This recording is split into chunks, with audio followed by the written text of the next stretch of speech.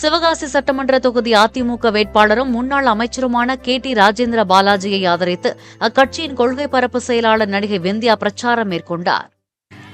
திரும்ப ஒரு முரட்டு பீஸ்னா அங்க முத்தி போன பீஸ் ஒண்ணு இருக்கு, அதுதான் கமல்ஹாசன். அவர் எதுக்காக அரசியல்ல இருக்காருன்னே தெரியல. போன தேர்தல்ல டார்ச் லைட்ட வீசி டிவி எல்லாம் உடைச்சு கட்சி ஆரம்பிச்சார். இன்னைக்கு யாரை எதிர்த்து கட்சி ஆரம்பிச்சாரோ அதே திமுக கிட்ட வந்து சரண்டர் ஆயிட்டார். கமலுக்கு சீட் இல்ல, ஆனா கருணாஸ்க்கு சீட் இருக்கு. சப்பானிக்கு சீட் இல்ல, ஆனா லொடுக்கு பாண்டிக்கு சீட் இருக்கு. அடுத்தது அங்க இருக்கிறது மதிமுக. மதிமுகனாலே மானங்கெட்ட திமுக.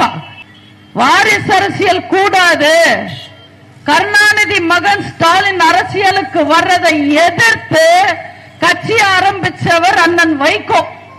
ஆனா தன் சொந்த மகன் MP சீட்டுக்காக மொத்த கட்சிக்காரங்களையும் காவு கொடுத்து கட்சிக்காரங்களோட முதுகுல கத்தியாலேயே குத்தி மகனுக்கு சீட்டு வாங்கி கொடுத்தார். மண்டபத்தை இடிச்சதுக்கு எதிர்த்து கோவப்பட்டு கட்சியை ஆரம்பிச்சார் விஜயகாந்த்.